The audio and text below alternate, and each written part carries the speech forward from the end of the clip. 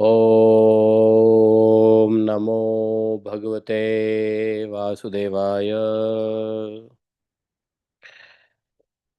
ॐ नमो भगवते वासुदेवाय। ॐ नमो भगवते वासुदेवाय। ॐ नमो भगवते वासुदेवाय। ॐ नमो भगवते वासुदेवाय। ॐ नमो भगवते वासुदेवाय। ॐ नमो भगवते वासुदेवाय। ॐ नमो भगवते वासुदेवाय। नारायणं नमस्कृत्यं नरं चैव नरोत्तमं देवीं सरस्वतीं व्यासं ततो जयमुदीरयेत्। नष्टप्रायसु भद्रेषु नित्यं भागवत सेवया भगवत्युत्तमश्लोके भक्तिर्भवति नैष्ठिकी। ॐ जन्मान्तस्य तन्व्यादितरतः चार्थे स्वभिज्ञः तेने ब्रह्महृदयादिकवये मुह्यन्ति यत् सूर्यः तेजोवारिमृदां यथा विनिमयो यतति सर्गो अमृषाम् धाम्ना सदा निरस्तकुहकं सत्यं परमं धीमहि। धर्मः प्रोजितकैतवत्र परमो निर्मत्सराणां सतां विद्यं मात्रवस्तु शिवदं तापत्रयोन्मूलनम्। श्रीमद्भागवत महामुनिकृते किं वा परमेश्वरः सद्यो हृदयवर्धत्तकृतिभिः शुश्रोभिततक्षणात् निगमकल्पतरोर्गलितं फलं सुखमुखात् द्रवितसंयुतं पिबत भागवतं रसमालयं मुहुरः रसिका भुवि भावुकाः। अहं सर्वस्य प्रभवो मत्तः सर्वं प्रवर्तते इति मत्त्वं भजन्ते मां बुधा भावा समन्विता मच्चित्ता मद्गतप्राणा बोधयन्तः परस्परं कथयन्तः मां नित्यं तुष्यन्ति च रमन्ति च तेषां सततयुक्तानां भजतां प्रीतिपूर्वकं ददामि बुद्धियोगं तं येन मापुयान्ति ते तेषामेवानुकम्पार्थम् अहम् अज्ञानजं तमः नास्यात्मभावस्थो ज्ञानदीपेन भास्वता अहमेवासमेवाग्रे नान्यत् सतसत्परम् पश्चादहमते तस्य यवशिष्येत स्वस्म्यहम् द्वितीयर्थं यत् प्रतीयेत न प्रतीयेत चात्मनि तद्विद्यादात्मनो माया यथा भाषो यथात्मा यथा महान्ति भूतानि भूतेषु चावचेष्यनो प्रविष्टानि अन्यप्रविष्टानि तथा तेषु न तेष्वम् एतावदेव जिज्ञास्यं तत्त्वजिज्ञासुनात्मनः अन्यव्यतिरेकाभ्यां यत् सात् सर्वत्र सर्वदा। हरे कृष्णा कृष्ण कृष्ण हरे हरे हरे राम हरे राम राम राम हरे हरे हरे कृष्ण कृष्ण कृष्ण कृष्ण हरे हरे हरे राम राम राम हरे हरे। बोले ग्रंथराज श्रीमद् भागवत महापुराण की जय। श्रील व्यासदेव भगवान की जय। श्रील सुखदेव गोस्वामी महाराज की जय। श्रील प्रभुपाद की जय। गुरु गौरांग की जय। जय जय श्री राधे श्याम। हरे कृष्ण। तो हम लोग आज चतुर्दशी है और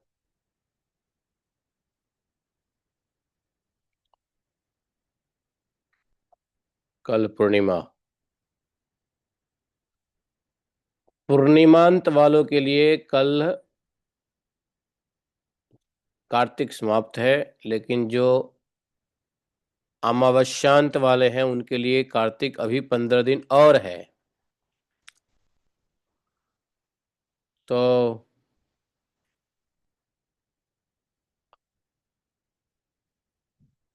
आज 10वें स्कंध के 68वां अध्याय के 32वें श्लोक तक पढ़ेंगे। नहीं, 32वें श्लोक तक पढ़ लिया है, आगे पढ़ेंगे।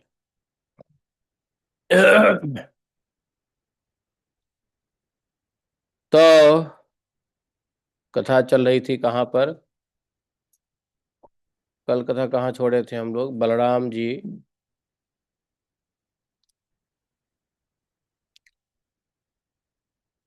की कथा चल रही थी। बलराम जी ने महाराज उग्रसेन के तरफ से संदेश दिया और इस संदेश के ऊपर बड़ा बुरा भला कहकर वे कुरुवंशी अपनी कन्या लक्ष्मणा को लेकर के हस्तिनापुर लौट आए।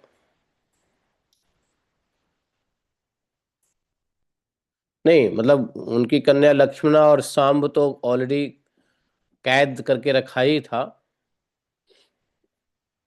बलराम जी के बातों का उपहास करके वो लौट आए। बलराम जी ने क्या किया वो सो देख आज हम लोग समझेंगे। त इमे मंदमतयः कलहाभिरताः खलाः तम मामवज्ञाय मुहुर्दुर्भाषान् मानिनो अब्रुवन्। नोग्रसेनः किल विभुः भोजवृष्णयन्धकेश्वरः शक्रादयो लोकपाला यस्यादेशानुवर्तिनः सुधर्मा अक्रम्यते जेन परिजातो अमराङ्घ्रिपः आनीय भुज्यते स्वसौ न किलाध्यासनार्हण यस्य पादयुगं साक्षात् श्रीरूपास्त्य स नार्हति किल श्रीशो नरदेव परीक्षदान् यस्यांघ्रि पंकजरजसोऽखिल्लोकपालहि मौल्योत्तमैः धृतमुपासित तीर्थतीर्थम् ब्रह्मा भवो अहमपि यस्य कलाः कलायाः सृश्चोद्वहेम चिरमस्य नृपासनं क्व भुञ्जते कुरुभिर्दत्तं भूखण्डं वृष्णयः किल उपानः किल स्वयं वयं स्वयं तव कौरवः शिरः। ॐ अज्ञानतिमिरान्धस्य ज्ञानाञ्जनशलाकया चक्षुरुन्मीलितं येन तस्मै श्रीगुरवे नमः। श्रीचैतन्यमनोभीष्टं स्थापितं येन भूतले स्वयं रूप कदा मह्यं ददाति स्वपदान्तिकम्। वन्देऽहं श्रीगुरो श्रीयुतपत्कमलं श्रीगुरोन् वैष्णवांश्च श्रीरूपं साग्रजातं सहगण रघुनाथान्वितं तं सजीवं साद्वैतं सावधूतं परिजनसहितं श्रीकृष्णचैतन्यदेवं श्रीराधा कृष्णपादां सहगण ललिता श्रीविशाखान्वितांश्च हे कृष्ण करुणा सिंधु दीनबंधु जगतपते गोपेश गोपिका कांतम राधा कांतम नमोस्तुते। तप्त कांचन गौरांगी राधे वृंदावनेश्वरी वृषभानुसुते देवी प्रणमामि हरिप्रिये। वाञ्छाकल्पतरुभ्यश्च कृपा सिन्धुभ्येव च पतितानां पावनेभ्यो वैष्णवेभ्यो नमो नमः। जय श्री कृष्ण चैतन्य प्रभु नित्यानंद श्री अद्वैत गदाधर श्रीवासादि गौर भक्तवृंद।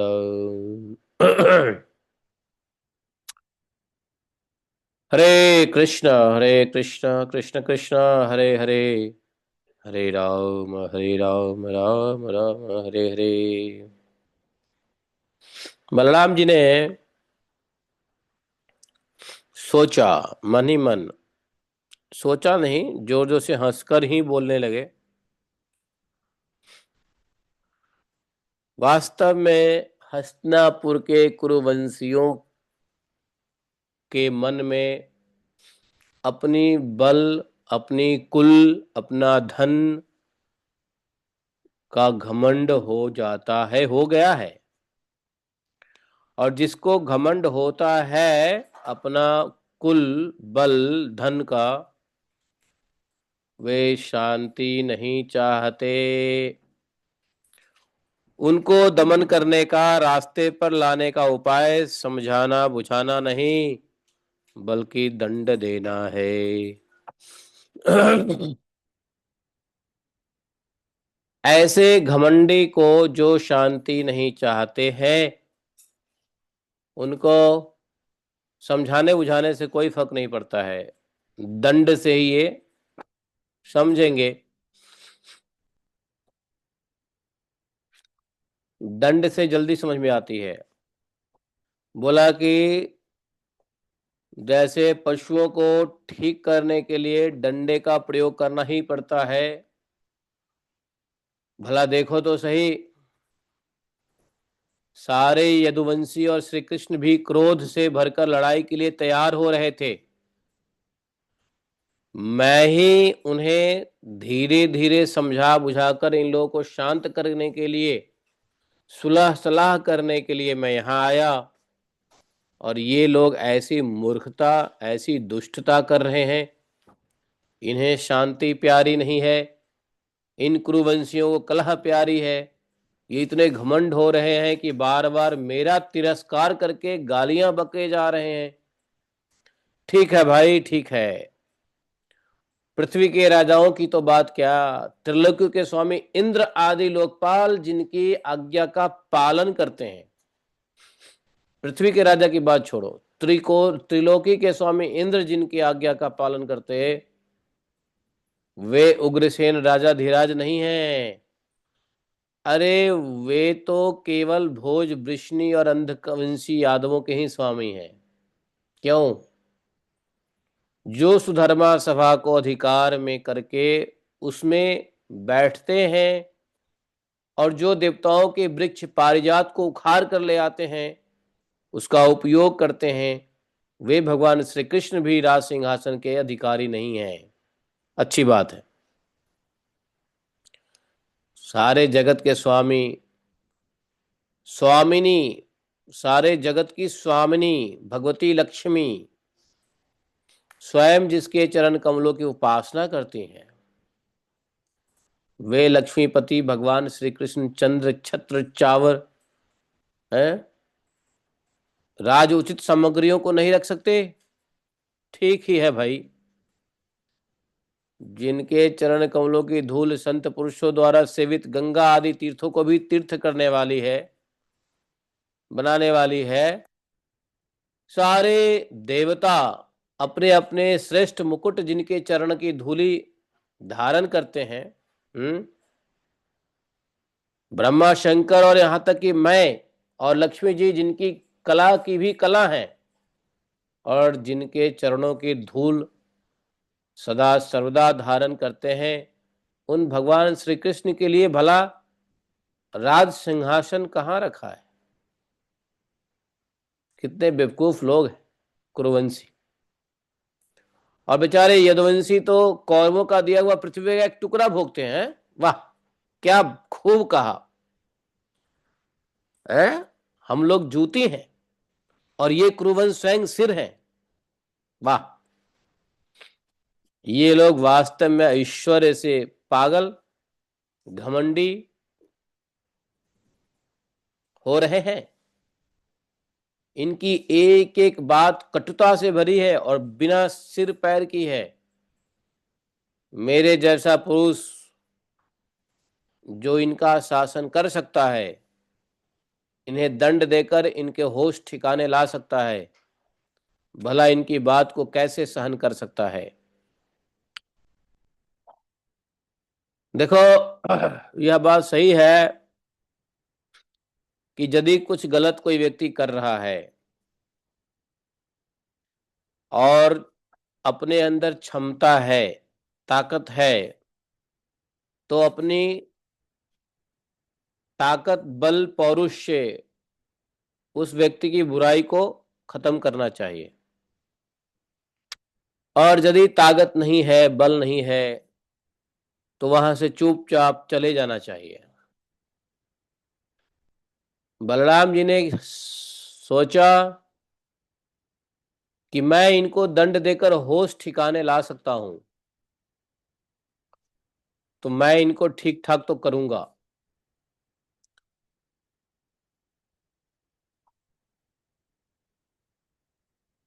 आज मैं सारी पृथ्वी को कौरवहीन कर डालूंगा। इस प्रकार कहते कहते बलराम जी क्रोध से ऐसे भर गए मानो त्रिलोकी को भस्म ही कर देंगे। वे अपना हल लेकर खड़े हो गए और उन्होंने अपने हल की नोक से बार बार चोट करके हस्तिनापुर को उखाड़ लिया और हस्तिनापुर को उखाड़ करके गंगा जी में प्रवाह करने के लिए खींचने लगे। हल से खींचने पर हस्तिनापुर इस प्रकार कांपने लगा मानो जल में कोई नाव डगमगा रही हो। नाव कैसे दाएं बाएं ऊपर नीचे होता है, पूरी हस्तिनापुर को ही कपा दिया खींच करके। जब कौरवों ने देखा कि अरे रे रे रे रे रे क्या हो रहा है, हमारा हस्तिनापुर नगरी तो गंगा जी में गिर रहा है, तब वो घबरा गए सभी हस्तिनापुर वाले। समझ गए ये बलराम जी का क्रोध है। सबने आपस में विचार किया। दुष्ट दुर्योधन, दुष्ट जो भी है दुर्योधन के साथी लोग, सब में हाहाकार मच गया, बचाओ। और जो बुद्धिमान लोग थे वो कह रहे थे बचा लो, अब बचा लो तुम बलराम जी क्रोध से। सबने सज्जन पुरुषों का हाथ जोड़ा, बोला कि महाराज क्या करें, जल्दी बताओ। भीष्म पितामह क्या करें, द्रोणाचार्य कृपाचार्य क्या करें, कुछ तो उपाय बताओ। तो सबने कहा जाओ, जिनके प्रति अपराध किया बलराम जी के प्रति, बलराम जी कुपित हैं, बलराम जी। सबने सम्मति की, राजी खुशी हुए और लक्ष्मणा के साथ भगवान के पुत्र सांब को आगे करके हस्तिनापुर वाले कुरुवंशी अपने प्राण की रक्षा के लिए कुटुंब के साथ हाथ जोड़कर सर्वशक्तिमान भगवान बलराम जी के शरण में आ गए। त्राहिमाम लोकाभिराम बलराम जी सब बोलने लगे, हमें क्षमा कर दीजिए, हमसे गलती हुई है। समझे? राम राम अखिल आधार प्रभावम न विदामते, मूढ़ानाम न कुबुद्धि नाम छंतुम अर्हस्यति क्रमम। बोले आप सारे जगत के आधार शेष जी हैं, हम आपका प्रभाव नहीं जानते। हे प्रभु, हम लोग मूढ़ हो रहे हैं, हमारी बुद्धि बिगड़ गई है, इसलिए आप हम लोगों का अपराध क्षमा कर दीजिए। आप जगत की स्थिति, उत्पत्ति और प्रलय के एकमात्र कारण हैं, स्वयं निराधार स्थित हैं, हे शक्तिमान प्रभु, बड़े बड़े ऋषि मुनि कहते हैं आप खिलाड़ी हैं, सबके सब लोग आपके खिलौने हैं। हे अनंत, आपके हजारों हजार सर है।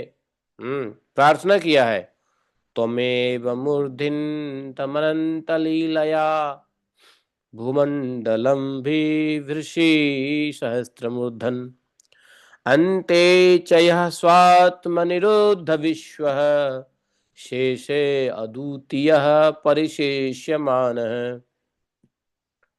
प्रार्थना किया है, आप खेल खेल में भूमंडल को अपने सिर पर रखते रहते हैं। जब प्रलय का समय आता है तब आप सारे जगत को अपने भीतर लीन कर लेते हैं और केवल आप ही बचे रहकर अद्वितीय रूप से शयन करते हैं। हे भगवान, आप जगत की स्थिति पालन के लिए विशुद्ध सत्वमय शरीर ग्रहण किए हुए हैं। आपका यह क्रोध द्वेष या मत्सर के कारण नहीं है, यह तो समस्त प्राणियों को शिक्षा देने के लिए है।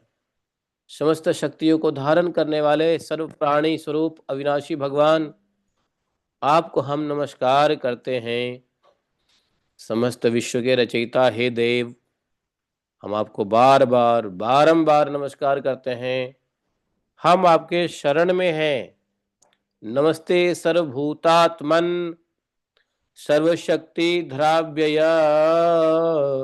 विश्वकर्मन नमस्तेस्तु त्वां वयम शरणं गताः। तो कृपया हमारी रक्षा कीजिए, बार बार नमस्कार करते हैं, हम आपकी शरण में है, शरणं गताः है।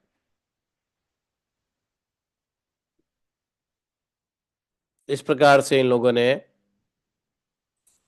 आर्त भरे स्वर ने सभी कुरुवंशियों के तो भाषा ही बदल गए। कौरवों का नगर हस्तिनापुर मानो डगमगा रहा था। सब अत्यंत घबराहट में पड़े हुए थे।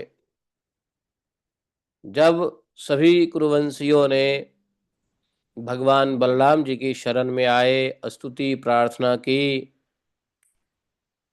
भगवान बलराम जी प्रसन्न भये, कहा डरो मत, डरो मत, सब ठीक ठाक हो जाएगा। दुर्योधन अपने पुत्र लक्ष्मण से बड़ा प्रेम करता था। उसने सांब को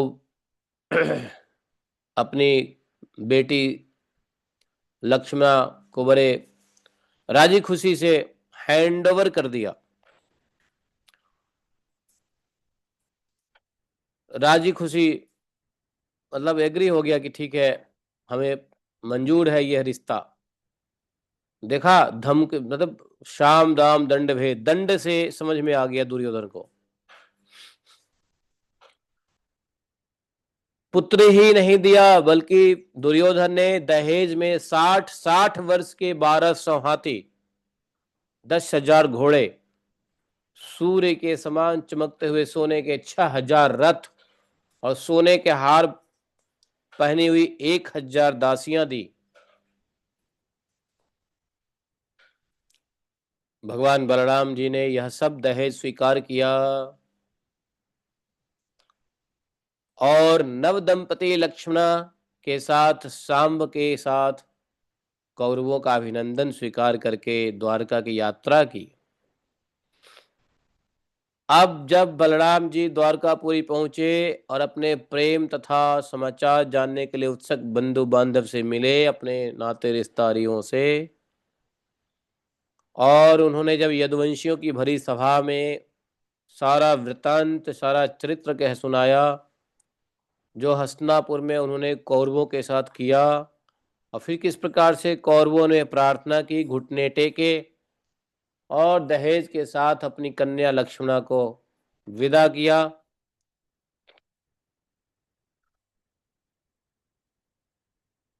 जानते हो, आज भी हस्तिनापुर दक्षिण की ओर ऊंचा और गंगा जी की ओर थोड़ा झुका हुआ है। हस्तिनापुर कोई आजकल लोग नहीं जाते हैं हस्तिनापुर, लेकिन हस्तिनापुर जाओगे तो जिस साइड से हस्तिनापुर के पूरब दिशा से गंगा जी प्रवाहित होती है, और पूरब दिशा से थोड़ा झुका हुआ है और थोड़ा उठा हुआ है पश्चिम साइड से, जैसे पहाड़ होता है ना, एक साइड उठा हुआ झुका, तो इसी वजह से झुका हुआ है। बलराम जी ने खींच दिया था, दबा के खींच दिया, खींचने लगे थे गंगा जी की तरफ, तो बलराम जी के हल के नोक से पृथ्वी वहां पे थोड़ी झुक गई खिंचाव के लिए। हस्तिनापुर कोई जाए तो इस चीज को जरूर देखे। वैसे हस्तिनापुर अब जाओगे तो वहां पे ज्यादातर क्या मिलते हैं मालूम है?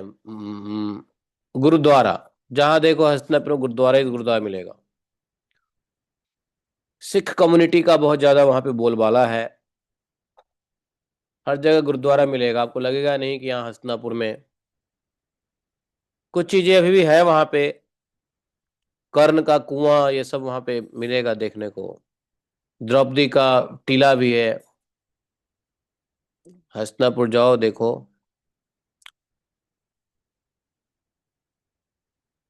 तो इस प्रकार से लक्ष्मण और सांब का विवाह हुआ। भगवान अपने गृहस्थ उचित जीवन व्यतीत कर ही रहे थे। नारद जी ने सुना कि भगवान भौमासुर को मारकर अकेले ही हजारों राजकुमारियों के साथ विवाह कर लिया।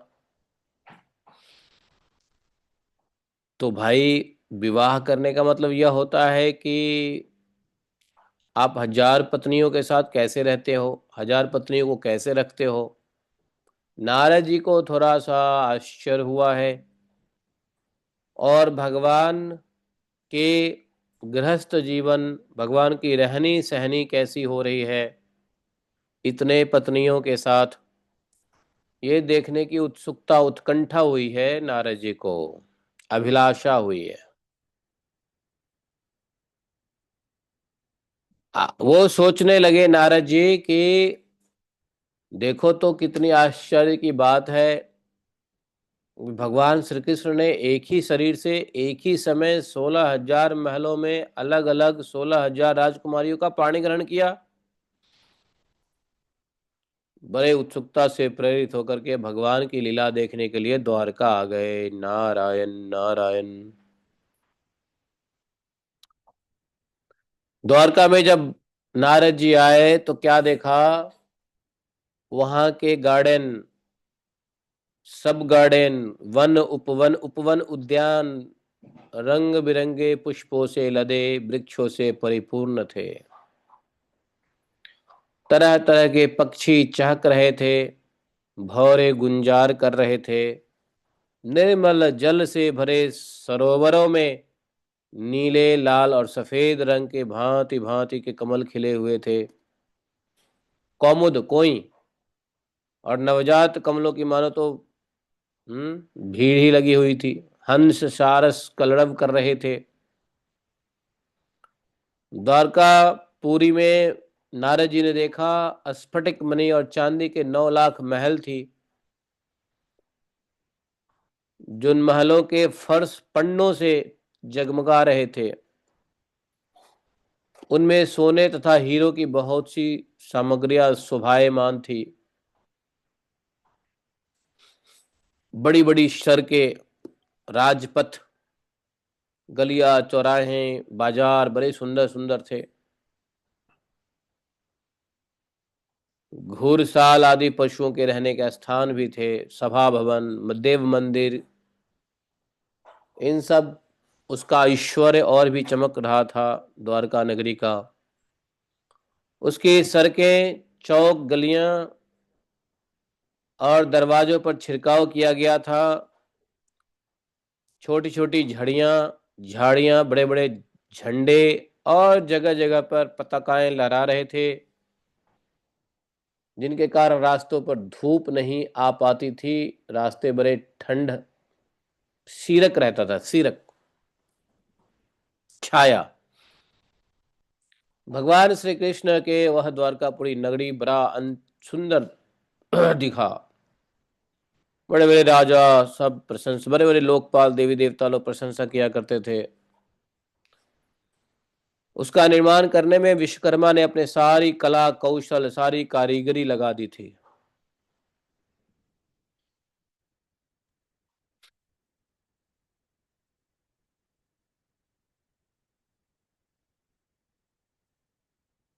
16,000 से भी अधिक महल बड़ा शोभायमान नारद जी को लगा। नारद जी ने एक महल में प्रवेश किया। जब प्रवेश किया, मूंगे के खंभे थे, बैदूरे के उत्तम उत्तम छज्जे, इंद्रनील मणि की दीवारें जगमगा रही थी। वहां की गच्चें भी ऐसी इंद्रनील मणियों से बनी हुई थी जिनकी चमक किसी प्रकार कम नहीं होती। विश्वकर्मा जी ने बहुत से ऐसे चंदोवे बना रखे थे जिनमें तो मोती की लड़ियों की झालरें लटक रही थी। हाथी के दांत के बने हुए आसन पलंग थे। श्रेष्ठ श्रेष्ठ मणि जड़ी हुई थी। बहुत सी दासियां गले में सोने का हार पहने और सुंदर वस्त्रों से सुसज्जित होकर, बहुत से सेवक अच्छे अच्छे सुंदर सुंदर वस्त्र पहन करके, जामा पगड़ी जड़ाऊ कुंडल धारण किए हुए अपने अपने काम में व्यस्त थे। जामा पगड़ी जानते हो? जामा पगड़ी क्या होता है? जामा पगड़ी मतलब कुर्ता और पगड़ी, पाई जामा, जामा। तो सब अपने अपने कार्य कर रहे थे। अनेकों रत्न प्रदीप अपनी जगमगाहट से उनका अंधकार दूर कर रहे थे। अगर की धूप के कारण झरोखों से धुआं निकल रहे थे। उसे देखकर रंग बिरंगे मणिमय छज्जों पर बैठे हुए मोर बादलों के भ्रम से कूक कूक करके नाच रहे थे। नारद जी ने देखा भगवान उस महल में की स्वामिनी रुक्मणी जी के साथ बैठे हुए हैं। वे अपने हाथों, रुक्मिणी जी अपने हाथों भगवान का सोने की डंडी वाली चावर से हवा कर रहे हैं। लकड़ी की डंडी नहीं, उनके चावर में सोने की डंडी लगी है, जिसको पकड़ते हैं ना, हत्था कहते हैं।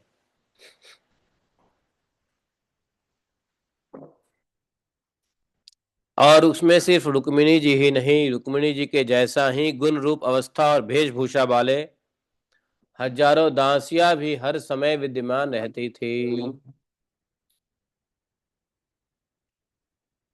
नारद जी को देखते ही सभी धार्मिकों के मुकुटमणि भगवान श्री कृष्ण रुक्मिणी जी के पलंग से सहसा उठ करे हुए। उन्होंने देवर्षि नारद के युगल चरणों में मुकुट युक्त सिर से प्रणाम किया। हाथ जोड़कर उन्हें अपने आसन पर बिठाया। कौन? भाई देवर्षि नारद आए हैं तो भगवान को तो स्वागत करना ही है। भगवान तो वैसे चराचर के ही परम गुरु हैं। उन्हीं के पैर धोवन गंगा जल सारे जगत को पवित्र करने वाला है। फिर भी भगवान ने परम भक्त वत्सल और संतों के परम आदर्श उनके स्वामी हैं। भगवान, उनका एक नाम है भगवान का जो असाधारण नाम है। क्या बोलते हैं उसको? ब्राह्मण देव। भगवान का एक नाम ब्राह्मण देव भी है। वे ब्राह्मणों को ही अपना आराध्य देव मानते हैं। ब्राह्मण देव इति यद गुण नाम युक्तम तस्सैव यच्चरण शौचम शेष तीर्थम। तो बोले कि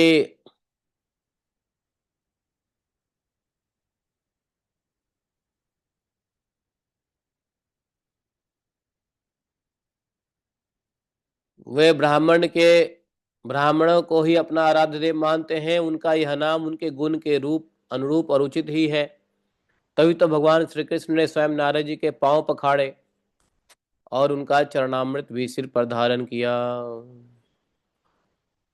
आगे चल के हम लोग, अभी वो कथा तो नहीं आया है ना, सुदामा जी की कथा नहीं आई है, तो सुदामा जी के साथ भी ऐसा ही करते हैं, ब्राह्मण है सुदामा जी।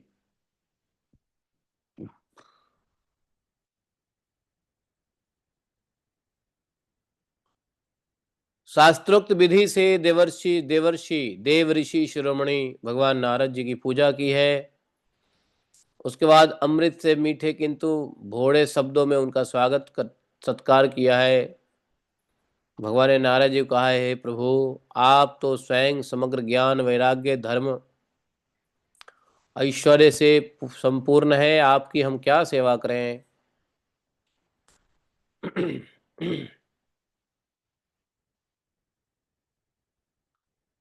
देखो, ब्राह्मणों के लिए भगवान ने कैसे कैसे शब्दों का प्रयोग किया है।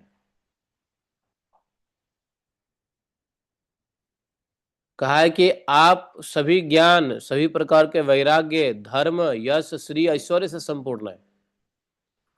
जहां श्री होगा वहां वैराग्य होगा, जहां ऐश्वर्य होगा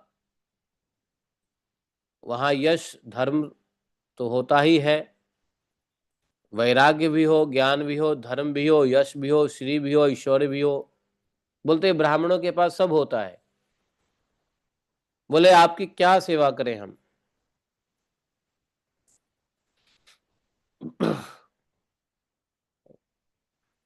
नारद जी ने कहा, भगवन, आप तो समस्त लोगों के एकमात्र स्वामी हैं। आपके लिए यह कोई नई बात नहीं कि आप अपने भक्त जनों से प्रेम करते हैं और दुष्टों को दंड देते ही हैं। आपने जगत की स्थिति और रक्षा के द्वारा समस्त जीवों का कल्याण करने के लिए स्वेच्छा से अवतार ग्रहण किया है। यह बात हम भलीभांति जानते हैं। यह बड़े सौभाग्य की बात है कि आज मुझे आपके चरण कमलों के दर्शन हुए हैं। आपके चरण कमल तो पूरे जगत को मोक्षित करने में समर्थ है। जिनके ज्ञान की कोई सीमा नहीं है, वे ब्रह्मा शंकर आदि सभी देवता हमेशा अपने हृदय में आपके चरण कमलों का ही चिंतन करते रहते हैं। वास्तव में आपके श्री चरण ही संसार रूप कुएं से गिरे हुए लोगों को बाहर निकालने के लिए एकमात्र रज्जू है। एकमात्र जो संसार कुएं में गिर गया है उससे निकालने के लिए जो रस्सी है ना, रस्सी वो आपका चरण कमल ही है। आपके चरण कमल का अवलंबन करके ही इस संसार के कुएं भवकूप से निकला जा सकता है।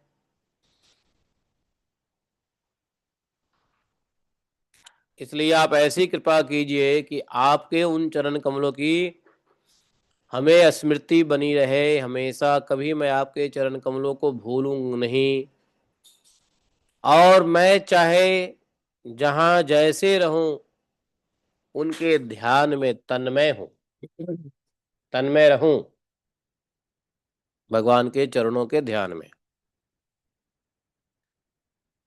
सुखदेव महाराज कहते हैं, परीक्षित जी, इसके बाद देवर्षि नारद जी योगेश्वरों के भी ईश्वर भगवान श्री कृष्ण की योग माया का रहस्य जानने के लिए उस महल से तो निकल गए, स्वागत सत्कार और भगवान की प्रार्थना दर्शन पूजा करके।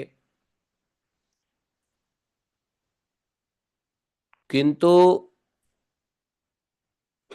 भगवान श्री कृष्ण की योग माया का रहस्य जानने के लिए वो दूसरे पत्नी के महल में गए।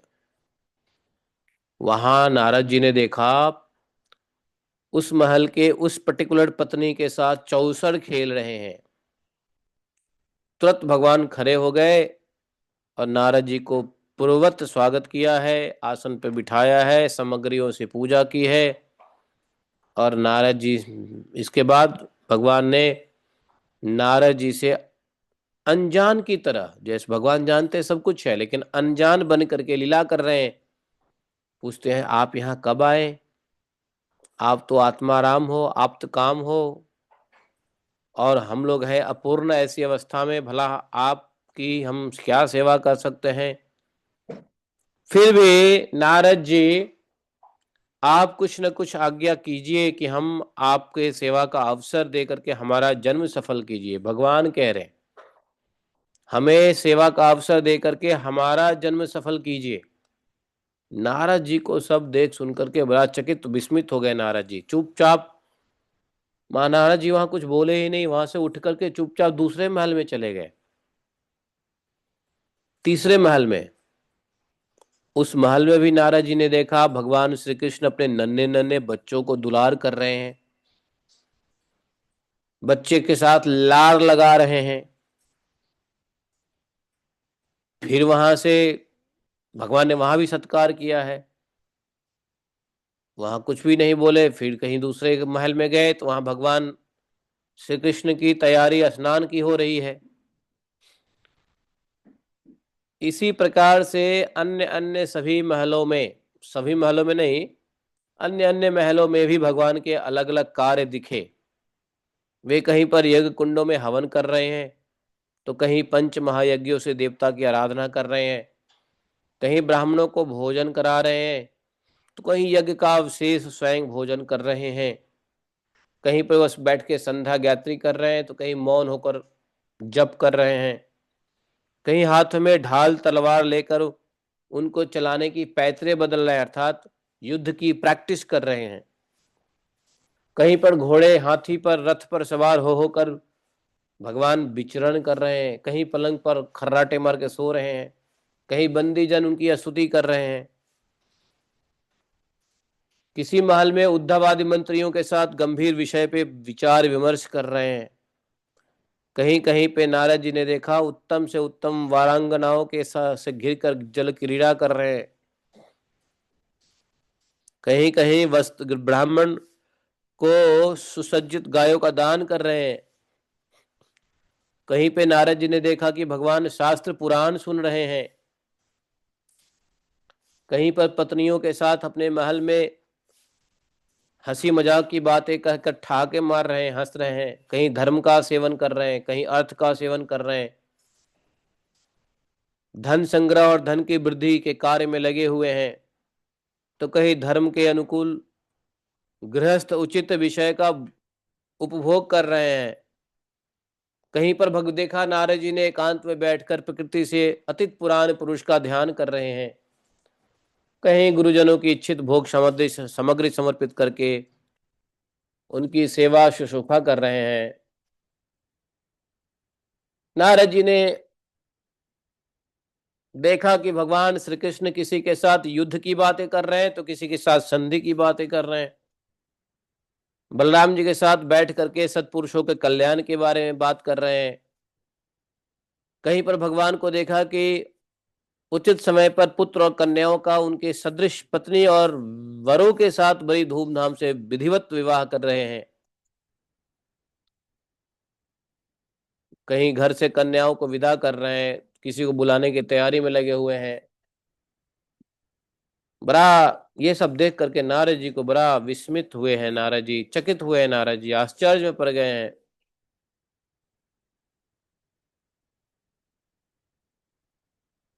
है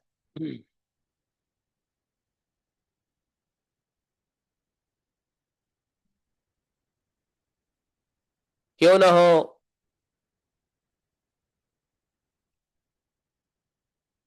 भेष बदलकर छिपे हुए रूप से सबका अभिप्राय जानने के लिए विचरण कर रहे हैं भगवान योगेश्वर जो हैं। इस प्रकार मनुष्य की जैसी लीला करते हुए भगवान ऋषिकेश के योग माया का वैभव देख करके नारद जी ने मुस्कुराते हुए कहा।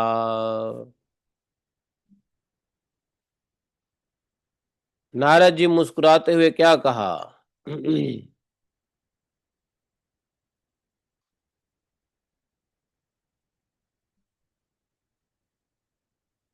विदाम योग मायास्ते दुर्दशा अपि मायिनाम् योगेश्वरात्मनिर्भात भवत्पाद निषेवया। नारद जी ने मुस्कुराते हुए कहा, हे योगेश्वर, हे आत्मदेव, आपकी योग माया ब्रह्मा जी आदि बड़े बड़े मायावियों के लिए भी अगम्य है।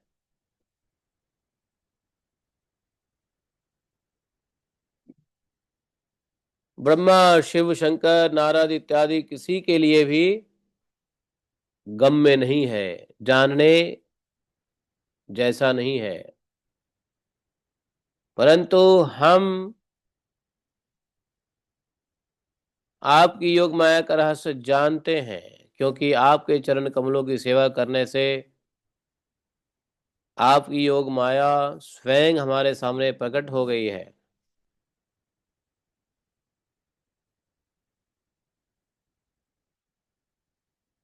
चौदह भुवन आपके सुयश से परिपूर्ण हो रहे हैं।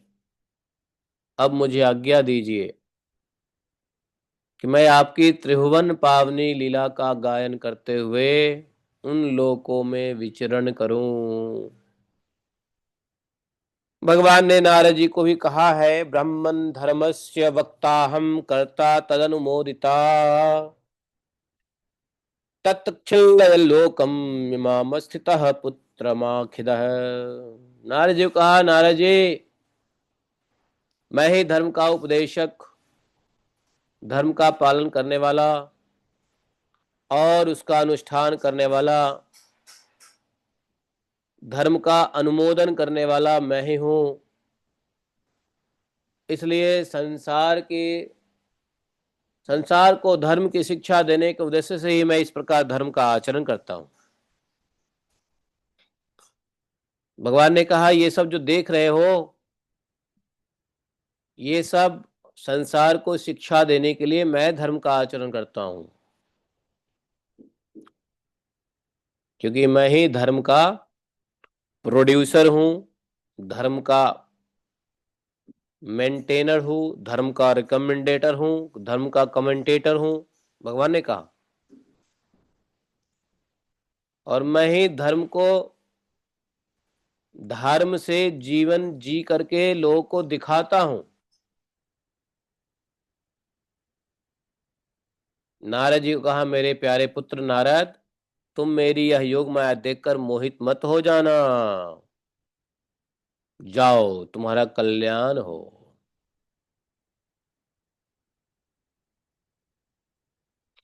भगवान द्वारका में इतने सारे गृहस्थों को पवित्र करने वाले श्रेष्ठ धर्म का आचरण करते हुए दिखे, फिर भी वे हैं एक।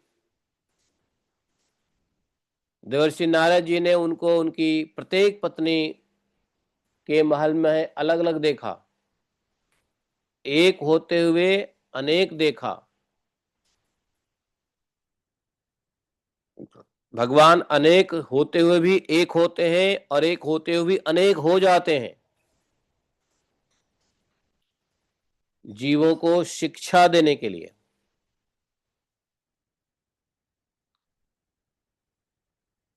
भगवान अनेक क्यों होते हैं?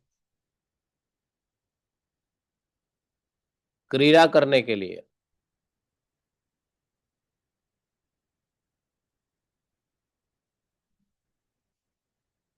भगवान श्री कृष्ण की शक्ति क्या है? अनंत है।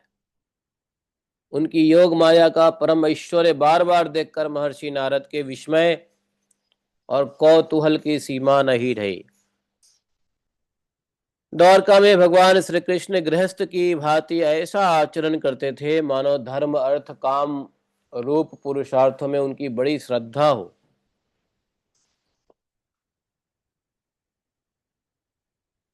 एक आदर्श गृहस्थ की तरह भगवान आचरण करते थे। नारद जी को बड़ा सम्मान किया। प्रसन्न होकर भगवान का स्मरण करते हुए नारद जी वहां से चलते बने। नारायण नारायण।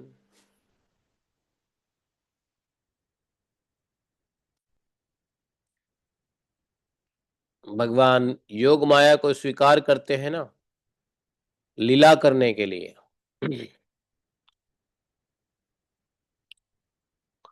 भगवान माया को भी स्वीकार करते हैं जीवों का विस्तार करने के लिए,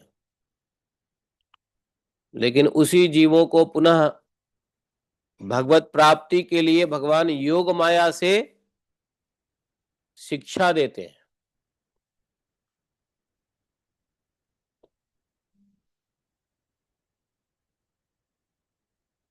इस प्रकार मनुष्यों जैसी लीला द्वारकापुरी में 16,000 से भी अधिक पत्नियां अपनी सलज एवं प्रेम भरी चितवन मंद मुस्कान से भगवान की सेवा करती रहती थी। वे उनके साथ विहार करते थे। भगवान श्री कृष्ण ने जो जो लीलाएं की हैं उसको दूसरा कोई नहीं कर सकता। भगवान विश्व के उत्पत्ति स्थिति प्रलय के परम कारण है।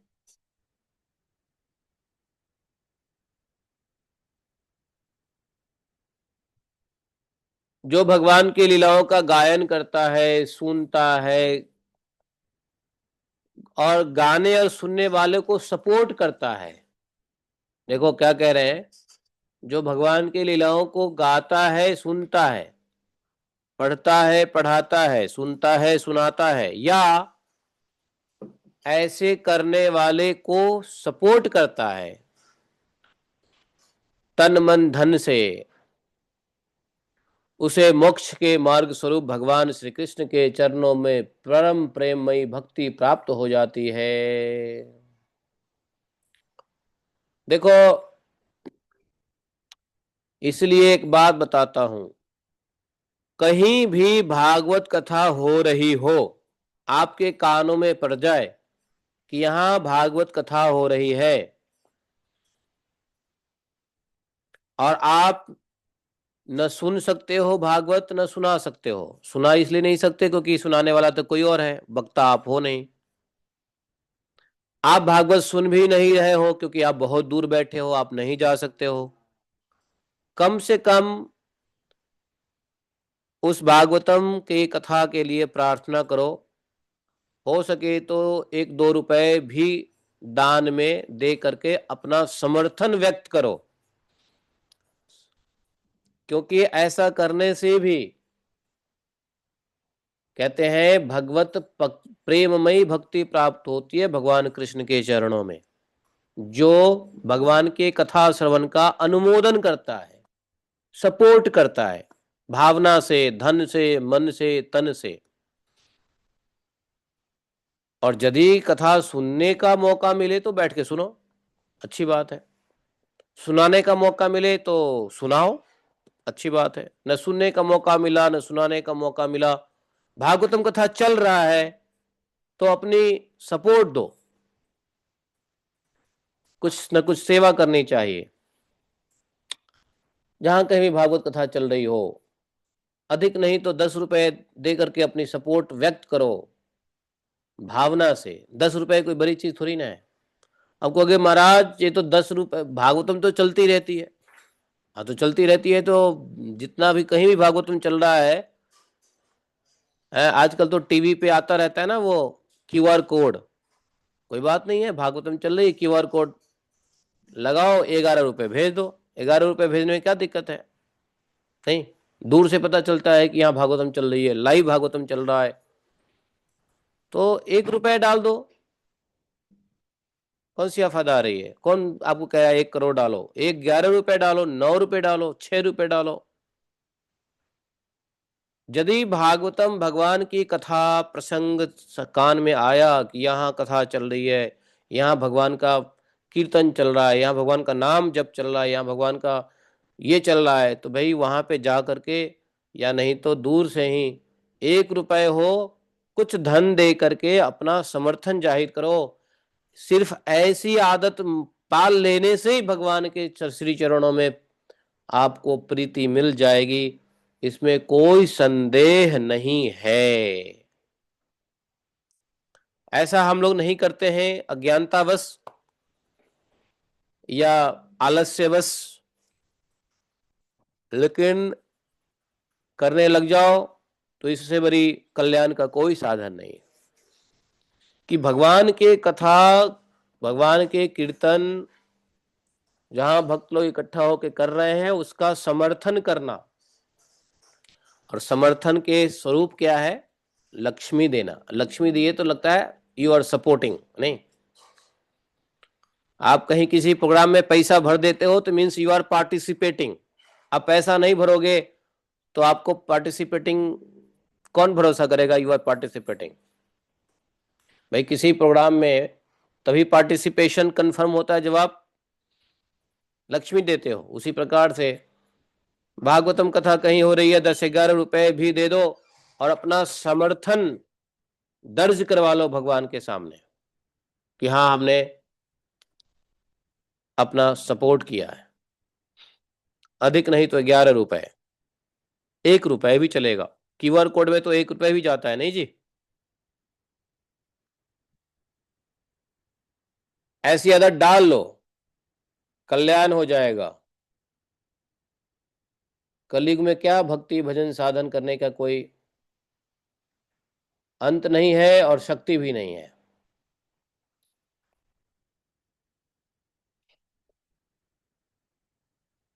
तो इस प्रकार से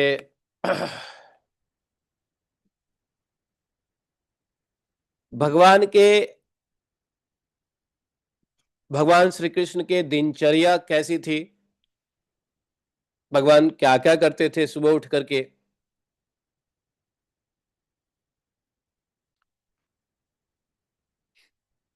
ये भी जानने की इच्छा हुई है परीक्षित महाराज को। तो सुखदेव गोस्वामी ने कहा देखो परीक्षित, जब भगवान सुबह सुबह कब उठते थे? जब मुर्गे बोलने लगते थे। कुक्कुट, कुक्कुट बोला, कुक्कुट मुर्गे जब बोलने लगते थे तो भगवान उठ जाते थे। ब्रज में मुर्गे तो नहीं बोलते लेकिन मोर बोलते हैं। मोर यहाँ पे अराउंड 3-3:30 के आसपास में वो बोलने लग जाते हैं। हमारे घर के पीछे मोर सुबह सुबह बोलने लग जाते हैं तो उससे भी नींद खुल जाती है 3-3:30 में। तो लगभग इसी समय मोर बोलते हैं ब्रज में, बाकी जगह मुर्गे भी बोलते होंगे। और तब वे श्री कृष्ण पत्नियां, जिनके कंठ में श्री कृष्ण ने अपनी भुजा डाल रखी है, पत्नियां जैसे ही मोर बोलने लगता है पत्नियों को तो व्याकुलता हो जाती है, बिच्छू की आशंका से व्याकुल हो जाती है पत्नियां, और मुर्गे को पत्नियां कोसने लगती है। भगवान कृष्ण की जितनी पत्नियां हैं मुर्गे को कोसने लगती है, अरे मर जाए मुर्गा, क्यों बोलता है, क्यों? सब भगवान से अलग नहीं होना चाहती हैं। जिन भगवान ने अपने हाथों में उनके भुजा, अपने भुजाओं में उनके उनके कंठ में या उनके गले में भुजा डाल के सोए हुए हैं, पत्नियां नहीं चाहती है कि मोर बोले और भगवान छोड़ के उठ जाएं। तो पत्नियों के लिए मुर्गे की आवाज कैसी होती? एकदम कर्कश। लेकिन भगवान अपने नियम के पक्के, जैसे ही मुर्गा बोला कुर्रुकु, भगवान उठ जाते थे। उस समय पारिजात की सुगंध से सुवासित भिनी भिनी वायु बहने लगती थी। भगवान उठते थे तो वायु भी भगवान की सेवा के लिए सुगंधित पारिजात लेकर के बहने लगती थी। देखो, भौरे ताल स्वर से अपने संगीत की तान छेड़ देता था, भौरे भी सेवा करता था भगवान का। पंछियां लोग उठ उठ वो भी उठ जाते थे पंछी लोग, और क्या करते थे? चप्पड़ चप्पड़ करके भगवान के जगाने के लिए मधुर स्वर से कलरव करने लगते थे पंछी भी।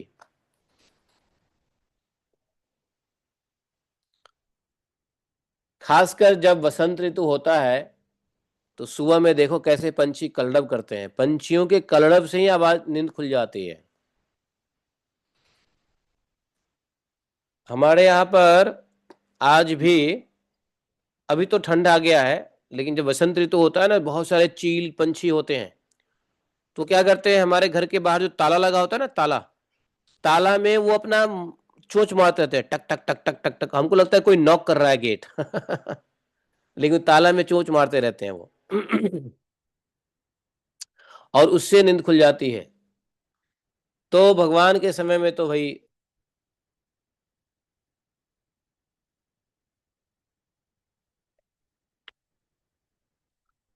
रुक्मिणी जी अपने प्रियतम के भुज पास से बंधी रहने पर भी आलिंगन छूट जाने की आशंका से अत्यंत सुहावने पवित्र ब्रह्म मुहूर्त को भी असहाय समझने लगती है।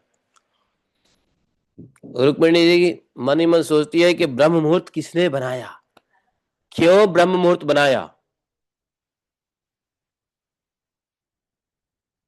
ब्रह्म मुहूर्त क्यों बनाया, किसने बनाया। ब्रह्म मुहूर्त नहीं बनता तो भगवान सोए रहते, ब्रह्म मुहूर्त में उठ जाते हैं भगवान। तो कुल मिला के भगवान डेली ब्रह्म मुहूर्त में ही उठ जाते थे, हाथ मुंह पहले धोते थे, और हाथ मुंह धो करके भगवान क्या करते थे, ध्यान से सुनो, भगवान जो कर रहे हैं हम सब कर सकते हैं, ऐसा नहीं है नहीं कर सकते हैं। भगवान उठते ही हाथ मुंह धो करके ध्यान में बैठ जाते थे। आनंद से रोम रोम खिल उठता था भगवान का।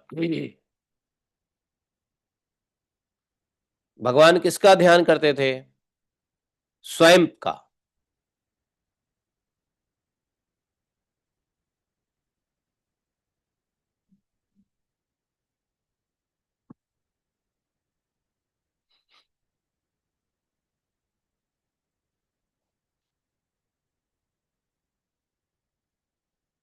है भगवान श्री कृष्ण अपने ही आत्मस्वरूप ब्रह्म का प्रतिदिन ध्यान किया करते थे,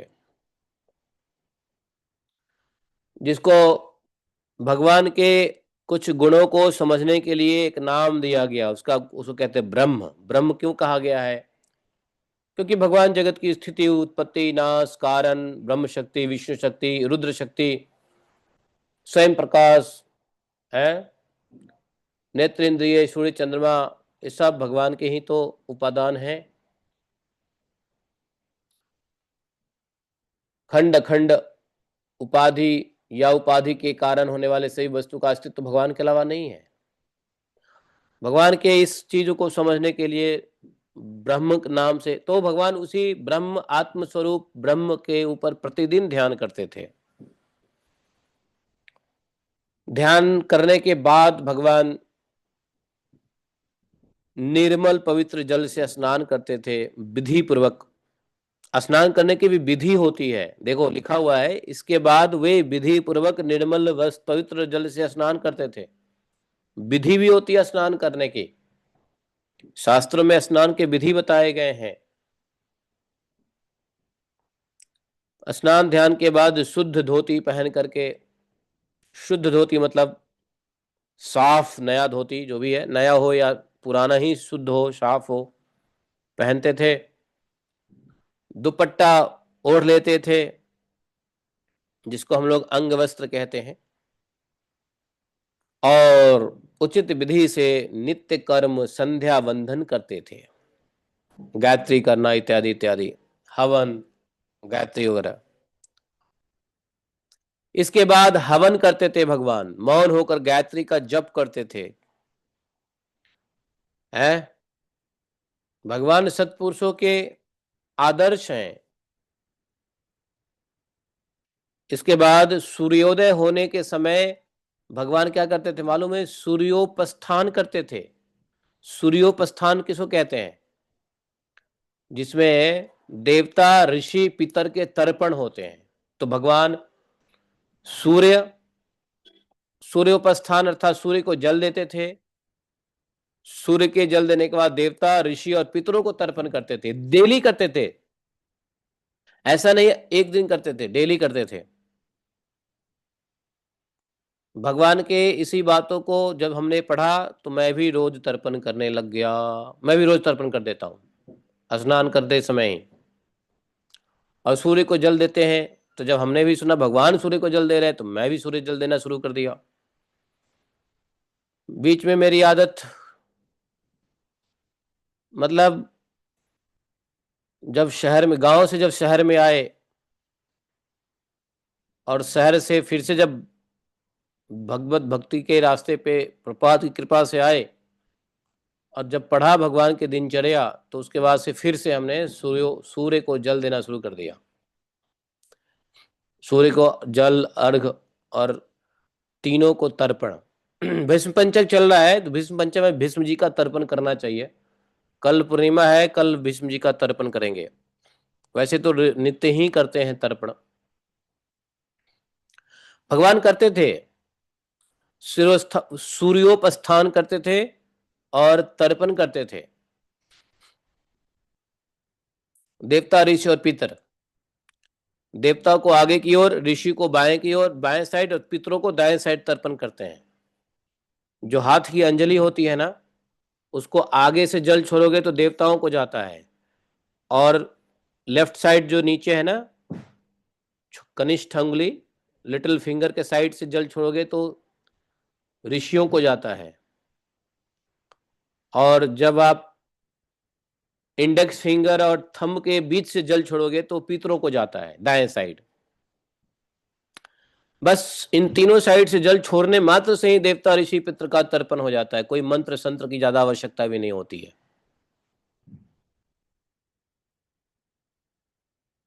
फिर भगवान क्या करते थे, तर्पण इत्यादि करने के बाद अपने कुल खानदान के बड़े बूढ़ों को और ब्राह्मणों को पूजा करते थे। पूजा मतलब नमस्कार, हाल समाचार पूछना, कुशल क्षेम पूछना, किसी को क्या आवश्यकता है वो देना, यही पूजा है भाई। माता पिता की प्रथम पूजा क्या है? बिठा के आरती उतारना नहीं, उनका हाल समाचार पूछना, कुशल, कोई दिक्कत तो नहीं है, कोई आवश्यकता तो नहीं है, कोई तकलीफ तो नहीं है, ये प्रथम पूजा है। उनको क्या चाहिए। पूजा के भी अलग अलग स्वरूप हैं, किसकी क्या पूजा करें, कैसे करें।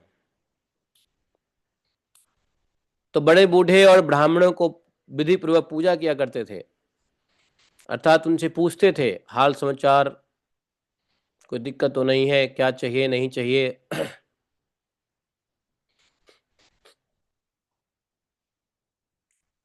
इसके बाद भगवान श्री कृष्ण गायों के पास जाते थे, ब्याई हुई बछड़ा, जो सीधी शांत गाय हैं, उनको दान भी करते थे। गाय के पास जाते, गाय की प्रदक्षिणा करते और उनको दान देते। गाय से कितना प्रेम है भगवान को, ये बात तो जानते ही हैं सब। एक बार भगवान ने वैकुंठ में नंद बाबा को कहा, वैकुंठ नहीं, सॉरी, वृंदावन, गोलोक वृंदावन में भगवान ने मधुकंठ के सामने नंद बाबा को कहा कि मैं तो वास्तव में पृथ्वी पे गौ चारण के लिए जाता हूँ, मुझे सिर्फ गाय को पालन करने के लिए जाता हूँ, बाकी काम दूसरे हैं, पहले मैं गाय को पालन करने जाता हूँ, गोपाल बनने जाता हूँ।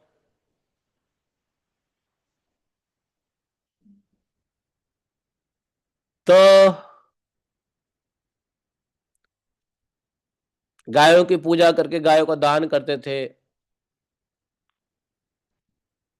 गायों को भी वस्त्र और मोती के माला पहनाते थे, सींगों में सोने और खुरों में चांदी लगवाते थे। इस प्रकार से भगवान प्रतिदिन 13,084 गाय दान करते थे, 13,084। अब देखो 13,084 गाय क्यों दान करते थे, इसके बारे में मुझे पता नहीं है, लेकिन जैसा लिखा हुआ है कि 13,084 गाय दान करते थे।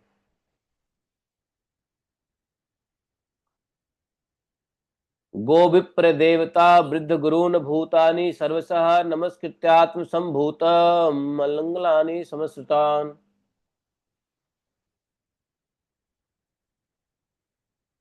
तो थोड़ा अच्छी बात है अगर आपके घर में कोई बूढ़े बुजुर्ग हैं, कोई बूढ़े बुजुर्ग वैष्णव हैं, उनसे भी समाचार हाल पूछ सकते हैं अगर पास में है तो। उनकी पूजा उनके आवश्यक वस्तु प्रदान करने से होती है। पितरों की पूजा उनको आवश्यक वस्तु प्रदान करने से होती है। माता पिता की पूजा उनके आवश्यक वस्तुओं की प्रदान करने से होता है। बच्चों की सेवा भी उसके आवश्यक वस्तु प्रदान करने से होता है। माता पिता को आप आरती दिखाओ लेकिन उनके पूछो ही नहीं क्या चाहिए नहीं चाहिए, तबीयत कैसी है, तो पूजा थोड़ी ना होता है वो।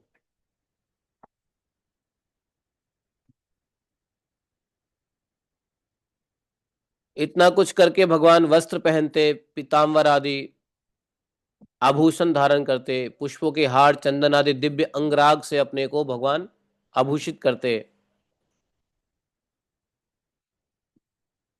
इसके बाद भगवान क्या करते मालूम है? अच्छी अच्छी वस्तु, शुभ वस्तु को स्पर्श करते डेली, जैसे घी, धन धान्य, सोना, चांदी, माता पिता के पैर, ये सब नित्य स्पर्श करते भगवान। ये सब करने के बाद मतलब गो माता का जो पंचगव्य है उसका स्पर्श करते, माता पिता के चरण स्पर्श करते, और तब जाके दर्पण में अपना मुख देखते थे। है हम लोग उठते ही जाते हैं पहले मुंह देखते हैं, नहीं, पहले मुंह मत देखो। भगवान ये सब करने के बाद अपना मुख देखते थे। मुख देखने से ये होता था कि आज हमने क्या किया है, सब कुछ ठीक ठाक तो हुआ अभी तक, हाँ। फिर गाय बैल ब्राह्मण और देव प्रतिमाओं का दर्शन करते थे, और तब जाकर के नगर के लोगों को,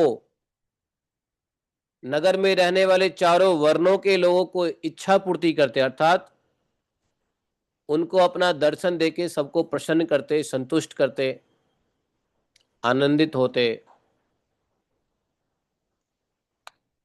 वे फूलों की माला, तांबूल, चंदन, अंगराग, जो वस्तुएं पहले ब्राह्मण और रिश्तेदारों, मंत्री, रानियों को बांट देते, अब बची हुई स्वयं अपने काम में लाते, पहले तो बांट देते। भगवान यह सब करते। जब तक भगवान का यह सब काम होता तब तक दारुक अपना सारथी सुग्रीव आदि घोड़े से जुता हुआ अत्यंत अद्भुत रथ ले आता। भगवान का जो सारथी है कौन है? दारुक। भगवान को प्रणाम करके भगवान का रथ रेडी रहता था, और भगवान सात्विकी और उद्धव जी के साथ अपने हाथ से सारथी का हाथ पकड़कर रथ पर सवार होते।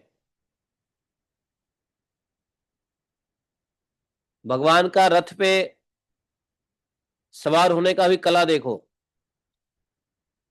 दारू का हाथ पकड़ के रथ पे सवार होते, दारू खड़ा हो जाता, अपना हाथ देता, भगवान हाथ पकड़ते और खींच के रथ पे सवार हो जाते।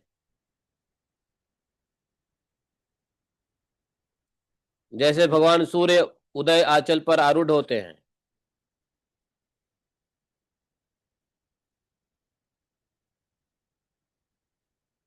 और भगवान को बड़े कष्ट से विदा करती, भगवान महल से निकलते, कहाँ जाते? भगवान सुधर्मा सभा में जाते। सुधर्मा सभा की ऐसी महिमा है कि जो उस सभा में बैठता है उसको भूख प्यास शोक मोह मृत्यु जड़ा व्याधि ये सब नहीं सताती है। अर्थात सुधर्मा सभा में यदि कोई वृद्ध भी जाए तो जवान हो जाता, रोगी जाए तो स्वस्थ हो जाता। जब तक कोई सुधर्मा सभा में होगा उसको मृत्यु भी नहीं पकड़ सकती है, शोक मोह छोड़ दो, भूख प्यास भी नहीं लगती है। ऐसी सभा थी। इस प्रकार भगवान श्री कृष्ण सब रानियों से अलग अलग विदा होकर के एक ही रूप में सुधर्मा भवन में प्रवेश करते।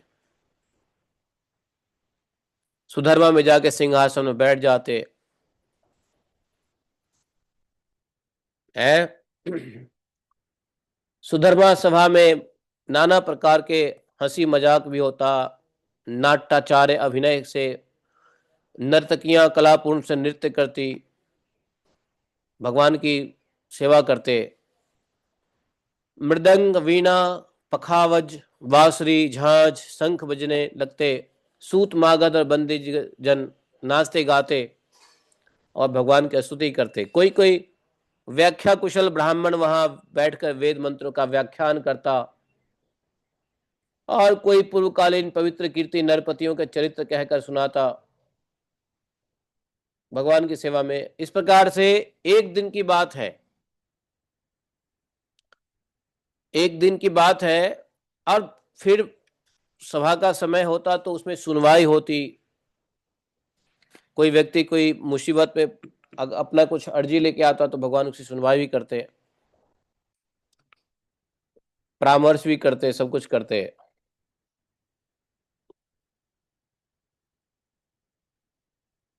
एक दिन ऐसे ही एक व्यक्ति आया भगवान के द्वारकापुरी उस सभा में।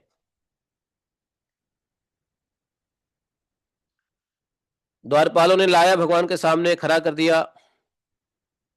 उस मनुष्य ने भगवान को हाथ जोड़कर नमस्कार किया और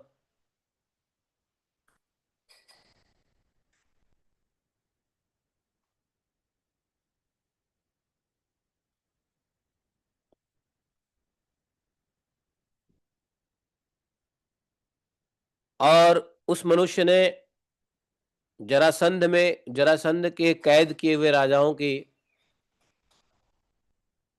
जरासंध के बंदी बनने का दुख भगवान श्री कृष्ण के सामने निवेदन किया। सभी 20,000 राजाएं थे। 20,000 राजाओं को, जो कंस को प्रणाम नहीं करता था, कृष्ण को प्रणाम करता था।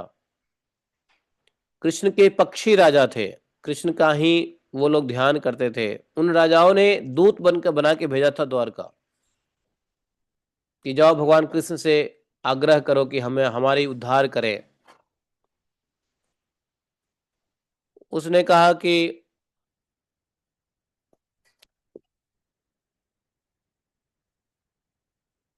हे सच्चिदानंद स्वरूप श्री कृष्ण, सभी राजाओं के बिहाफ में बोल रहा है।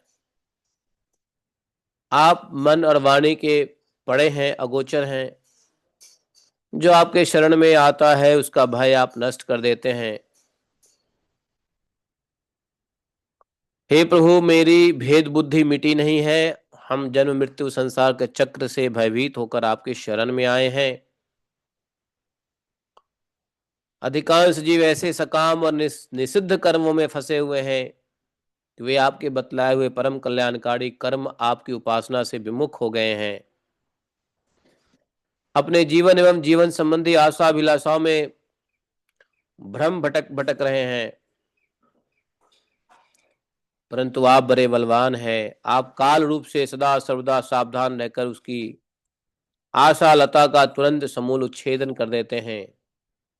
हम आपके उसी काल रूप को नमस्कार करते हैं। इन ब्राह्मणों, इन्होंने अपने मैसेज से सभी राजाओं ने कहा है कि नमोस्तु तस्मै, आप स्वयं जगदीश्वर हैं। आपके जगत में अपने ज्ञान बल आदि कलाओं के लिए अवतार ग्रहण किया है आपने। संतों की रक्षा करके दुष्टों को दंड दिया है आपने। हे प्रभु, जरासंध आदि कोई दूसरे राजा आपकी इच्छा और आज्ञा के विपरीत हमें कष्ट कैसे दे रहे हैं, यह बात हमारी समझ में नहीं आती है। यदि यह कहा जाए कि जरासंध हमें कष्ट नहीं देता, तो उसके रूप में उसे निमित्त बनाकर हमारे अशुभ कर्म ही हमें दुख पहुंचा रहे हैं, यह भी ठीक नहीं है। क्योंकि हम लोग आपके अपने हैं, तब हमारे दुष्कर्म हमें फल देने में कैसे समर्थ हो सकते हैं। देखो, ये बात 20,000 राजाओं ने जो भगवान को ये मैसेज भेजा है, बड़ा सही भेजा है। इन राजाओं की बात समझो। ये कह रहे हैं कि हम आपके शरणागत हैं, तो जरासंध जैसी राजा आपके इच्छा नहीं रहने पर भी आपके भक्त को कैसे कष्ट दे सकता है, ये मुझे समझ में नहीं आता है। चलो, अगर हम यह कह लें कि जरासंध हमको कष्ट नहीं दे रहा है, हमारे ही कर्मों का फल जरासंध के रूप में हमको कष्ट दे रहा है, जरासंध को निमित्त बना करके हमको कष्ट दे रहा है, हमारे अशुभ कर्म ही, तो ये भी तो ठीक नहीं है, क्योंकि हम आपके शरणागत हैं, और जो भगवान का शरण लेता है उसके तो सारे अशुभ कर्म नाश हो जाता है। अशुभ कर्म बचता कहाँ है जो भगवान के शरण में जाता है। तो ये भी ठीक नहीं है कि हमारा अशुभ कर्म हमें दुख पहुंचाए, क्योंकि हम लोग तो आपके हैं, हम आपके शरणागत हैं। हमें ना हमारा दुष्कर्म हमें फल देने में, हमारा दुष्कर्म कैसे हमें फल देने में समर्थ हो सकता है। जो भगवान के शरणागत हो जाते हैं उसके कर्म तो पहले ही जल जाते हैं, बचता कहाँ है कर्म का गठरी। इसलिए हे भगवान, आप कृपा करके हमें इस कष्ट से निकालिए। बड़ा अच्छा बात लिखा है, सद्रक्षणाय खल निग्रहणाय च, भगवान को कहा है सत रक्षणाय खल निग्रहाय। खल मतलब दुष्ट, दुष्ट को आप मारते हो और सज्जन पुरुषों का रक्षा करते हो। सत रक्षणाय खल निग्रहणाय च अन्यः कश्चित् त्वदीय मति याति दिने निदेशमीश किं वा जनः स्वकृतं रक्षन्ति तन्न विद्यः। बड़ी ऊंची बात लिख के भेजा है दूत को। राजाओं ने कहा है, ये सब राजा भगवान के भक्त हैं, भगवान को ही अपना मानते हैं। कहा इसलिए आप कृपा करो, हमें इस कष्ट से मुक्त करो। हे प्रभु, हम जानते हैं कि राजा अपने का राजापने का सुख प्रारब्ध के अधीन एवं विषय साध्य है राजापन। लेकिन सच तो कहो, स्वप्न सुख के समान अत्यंत तुच्छ असत्य है। बड़े बड़े पृथ्वी पे बड़े बड़े राजा हुए, लेकिन समय के साथ सारे राजा दब गए, खत्म हो गए। नाम, राज्य, साम्राज्य, धन, पत्नी, वैभव, ऐश्वर्य, सारा काल के गाल में चला जाता है। बोले ये सब असत्य है, तुच्छ है, स्वप्न के समान सुख देने वाला है। और साथ ही उस सुख को भोगने वाला जो शरीर है, यह भी एक प्रकार का मुर्दा ही है। नहीं, इस शरीर के पीछे हमेशा सैकड़ों भय लगे रहते हैं। नहीं, शरीर में भय लगा रहता है ना, बीमारी का भय, रोग का भय, रक्षा सुरक्षा का भय, लूटने पटाने का भय, कटने फटने का भय, दूसरों से बेइज्जती होने का भय, नहीं, कष्ट सुख का भय, सुख ना मिले उसका भय, और दुख मिल जाए तो उसका भय। भय किधर नहीं है बताओ।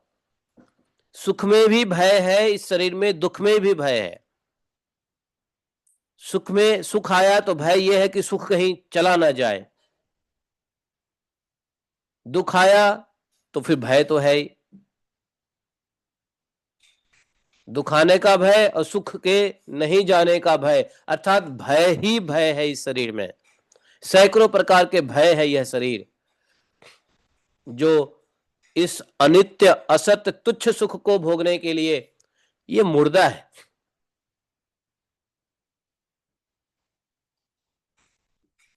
बोले परंतु हम तो इसी के द्वारा जगत के अनेकों भार ढो रहे हैं। यही कारण है कि हमने अंतःकरण के निष्काम भाव और निसंकल्प स्थिति से प्राप्त होने वाले आत्म सुख का परित्याग कर दिया है।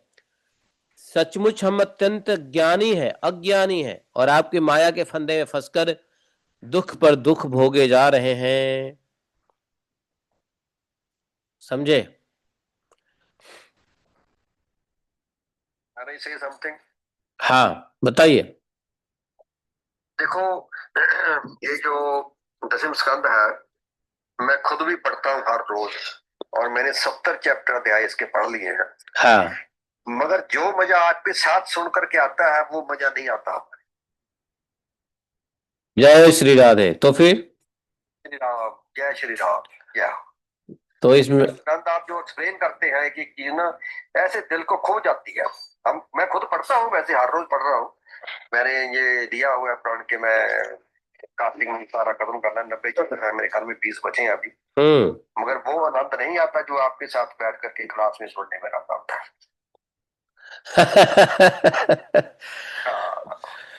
हाँ, इसमें भी भगवान की कुछ लीला होगी है। मैं देख रहा हूँ कि जो आप एक एक चीज समझाते हो ना, बताते हो, वो सीधी टच करती है हार्ट को। चाहे है तो एक ही चीज, हम हर रोज एक ही चीज समझते हैं, काल के गाल में सब जाने वाले हैं। वो जब आप उसको बार बार समझते, दिमाग में स्ट्राइक करता है वो। क्या हो, स्वामी माधव कीर्तिदास की जय। राधे राधे बोलो। सेकेंड देव प्रभु। हाँ जी, हाँ जी, बिल्कुल। इनकी वाणी में इतनी बार बार सच में। हाँ, और हमारे माइंड को बार बार स्ट्राइक करनी भी चाहिए था, याद याद ही रहे। एक हाथ थोड़ा लग रहा है, फिर से लग रहा है, फिर से लग रहा है। बिल्कुल, वो लगाने पड़ेंगे बार बार। दीदी, आपके इससे बहुत अच्छा समझ, अच्छा ज्ञान मिलता है। को टीचर नाम। अरे मुझे तो लगता है इस सुबह के टाइम मेरे घर में कोई आस पास आना नहीं चाहिए। हाँ, माई टाइम दूर दूर तक कोई नॉक कर दे तो अरे भाग जाओ। अरे मेरी बात तो सुनो। अब दुख की बात ये है, आप लोग अपनी अपनी सुख की बात तो बोलिए, मेरी दुख की बात सुनो। ये सारी बात आपको तो समझ में आ रही है, लेकिन हमको ही नहीं समझ में आ रहा है।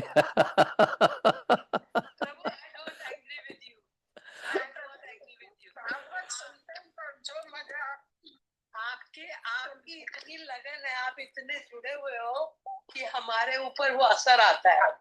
ये तो आप छुपाते हो, कोई बात नहीं। अपने से पढ़ने में तो कुछ भी समझ में नहीं आता है। वही तो मैं कह रहा हूँ, वही तो कह रहा हूँ, जब मैं अपने से पढ़ रहा हूँ तो नहीं समझ में आ रहा है। वही तो मैं कह रहा हूँ, जब मैं ही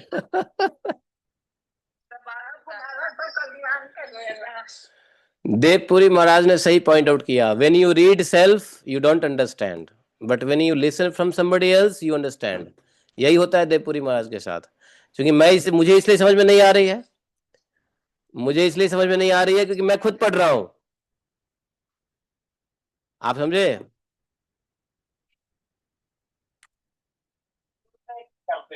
अब देखो।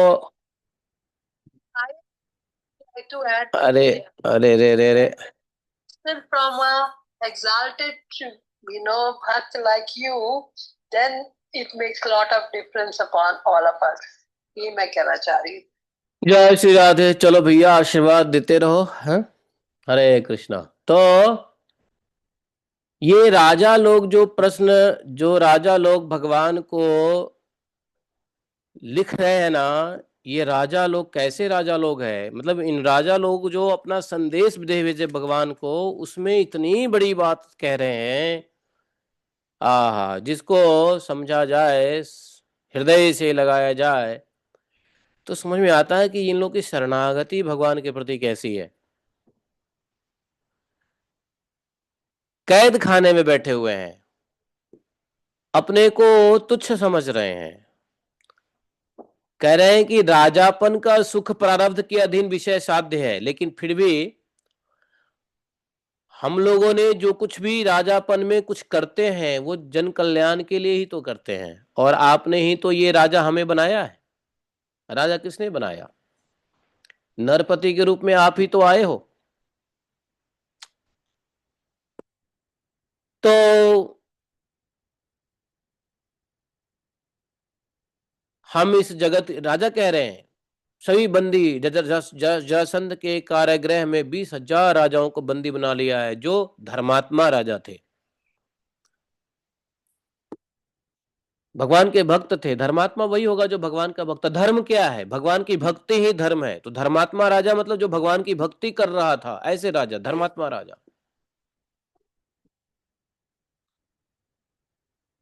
कह रहे हैं जगत के अनेकों भार ढो रहे हैं। राजा के ऊपर बहुत भार होता है, जगत का भार होता है, राजा के ऊपर होता नहीं होता। यही कारण है कि हम अंतःकरण से निष्काम भाव और निसंकल्प स्थिति से प्राप्त होने वाले आत्म सुख का परित्याग कर दिया है। सचमुच हम अज्ञानी हैं और आपके माया के फंदे में फंसकर क्लेश पर क्लेश पर क्लेश पर क्लेश भोगते जा रहे हैं। हे भगवान, आपके चरण कमल शरणागत पुरुषों के सभी प्रकार के दोष, शोक और मोह को नष्ट कर देने वाला है। निवेदन किया है राजा ने, इसलिए आप ही जरासंध रूप कर्मों के बंधन से हमें छुड़ाइए। भगवान को कहा है, हे प्रभु, यह अकेला ही 10,000 हाथियों की शक्ति रखता है। जरासंध के पास 10,000 हाथियों की शक्ति था। हम लोगों को इस जरासंध ने उसी प्रकार बंदी बना रखा जैसे सिंह भेड़ों को घेर रखे।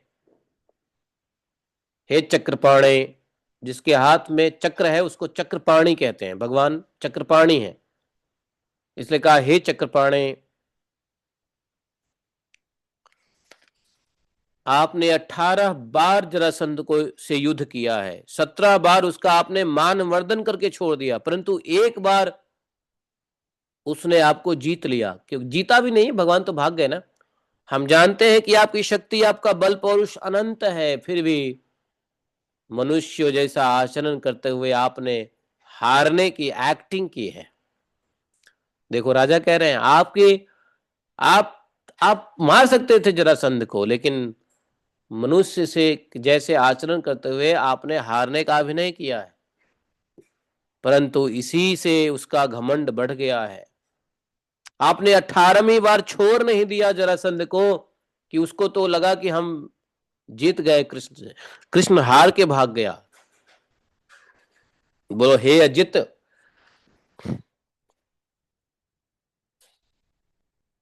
जित्वा निर्लोक निरतम सुकृत सुकृत उड्ढ दर्पो युष्मत प्रजा रुजती नो अजित तद विधेहि।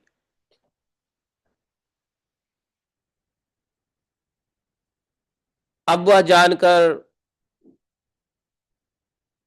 अब वह जानबूझकर हम लोग को और सता रहा है,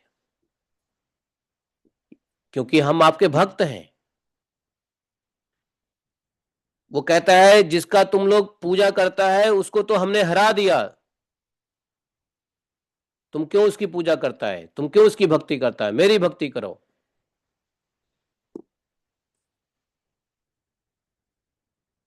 आपने जब से उसको 18वीं बार छोड़ दिया, तब से और हमको सता रहा है। हम आपकी प्रजा हैं, अब आपकी जैसी इच्छा हो वैसी कीजिए। भगवान से कुछ कहा नहीं, रिक्वेस्ट भी कर दिया, लेकिन भगवान के ऊपर छोड़ दिया। नाउ यू डिसाइड क्या करना है। दूतों ने इस प्रकार से जरासंध के राज्य में बंदी हुए 20,000 राजाओं के दूतों ने, दूत एक ही दूत था, दूतों नहीं था, एक ही दूत भेजा था, ब्राह्मण दूत था वो। जरासंध, हरे कृष्ण, जरासंध के बंदी नरपतियों ने इस प्रकार से प्रार्थना किया दूतों के द्वारा। दूत ने कहा है, हे भगवान, ये संदेश नरपतियों ने भेजा है, आपसे प्रार्थना की है, वे आपके चरण कमलों की शरण में है, आपका दर्शन चाहते हैं, आप कृपा करके उन दीनों का कल्याण कीजिए।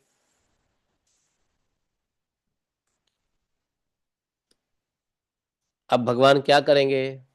भगवान को तो पता ही है कब क्या करना है, एक एक करके भगवान आए ही हैं सब करने के लिए, कल्याण करने के लिए।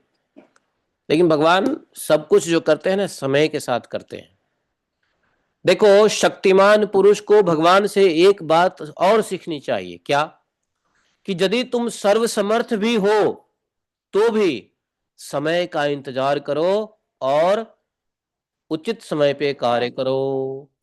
ऐसा नहीं कि सर्वसमर्थ है तो कुछ भी कर लिया, सुबह का काम शाम को कर लिया, जनवरी के काम दिसंबर में कर लिया और 2030 में काम करना है और 2003 में कर लिया है, ये गधा, ये गलत बात है, गलत हो जाएगा। टाइम बाउंड होना चाहिए, टाइम बाउंड। भगवान सर्वसमर्थ है, भगवान को 130 साल रहने की क्या जरूरत, 125 साल रहने की क्या जरूरत थी? वो तो 2 साल में सारा काम 2 साल में क्या, 2 घंटे में सारा काम करके निकल सकते थे। 2 घंटे में क्या पृथ्वी पे आने की जरूरत भी नहीं थी उनको। भगवान के इन आचरणों से हमें शिक्षा लेनी चाहिए कि हम कितने भी शक्तिशाली क्यों ना हो, भगवान से अधिक शक्तिशाली कोई हो नहीं सकता है, लेकिन फिर भी भगवान सभी कार्य को समय पे करते हैं, इंतजार करते हैं।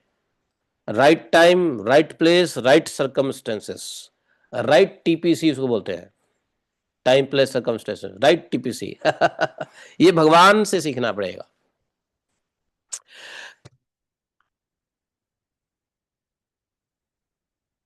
क्यों भगवान ऐसा क्यों करते हैं? इससे भगवान का फायदा नहीं है।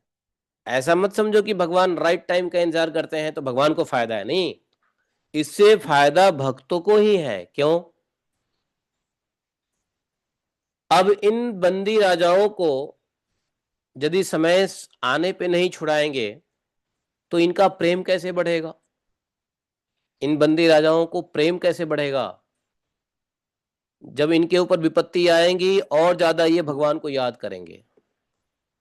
कुंती माता के ऊपर विपत्ति आई, आती रही और भगवान की प्रार्थना करती रही, भगवान मिले तब भी कहती है कि हमें विपत्ति ही दो भैया, मुझे प्रार्थना करनी है, मैं आपके शरण में ही रहना चाहूंगी।